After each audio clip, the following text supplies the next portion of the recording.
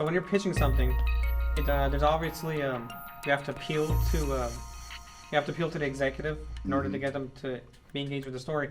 Is there any advice you can give to writers to better format their scripts, to better to make it easier to, I guess, make it easier for a development executive to pick it up and understand what's happening in there in terms of writing and stuff?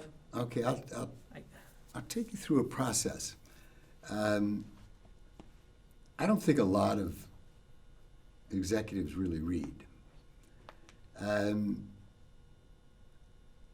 I would put what you're pitching down in 2 or 3 pages with a lot of white space. So even though they don't read, it's got to be easy for them to see that.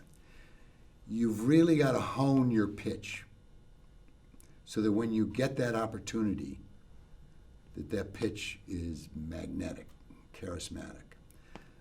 The script, you've got to have a script, should be basically a really good story. I don't think that is essential. We were discussing earlier about all the direction and the scene setups and things like that can really confuse a script. You tell a good story. For example, I think the Coen brothers probably worked from a very simple, I don't know that they do for sure, story. And they are able, when they adapt things like No Country for Old Men, if you read the novel No Country for Old Men and then you go see the movie, you'll see they really adapted what Cormac McCarthy was writing about. And it's very spare and very effective. And the directing really takes advantage of it. Now, contra to that, we're pitching something in China right now. A Baywatch, right? No, not a Baywatch. No. Just a series in action, blue sky series. And we are writing the scripts, and the scripts are coming in at around 70, 60 pages for a 90-minute episode. Now, these are action shows. Now, in action shows, a page can be 10 minutes of action. Usually a page is 1 minute of dialogue. But if it's an action sequence of the guy's on the motorcycle on the bluff, and he takes the motorcycle, he sees something happening out in the water, he's got to take the motorcycle down in these harrowing hairpin turns, find a boat, get in the boat, all these things. That page can take 10 minutes. Well, the Chinese, because it's all government controlled, everything is government controlled, they say that 10 minutes has got to be described in 10 pages. The script has to be 30,000 words.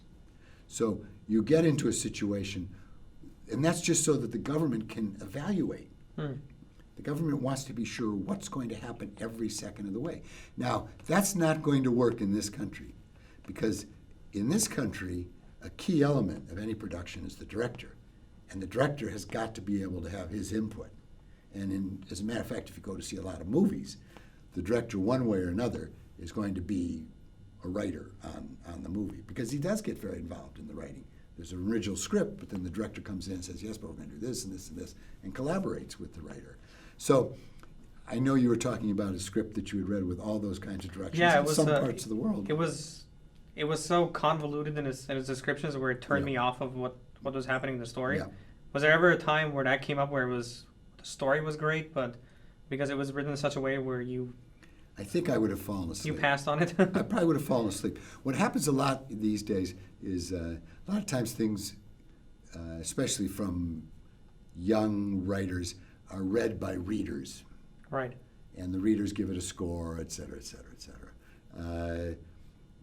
An acknowledged writer will be read by the development people. Right. But a new writer or even a sometimes writer will not.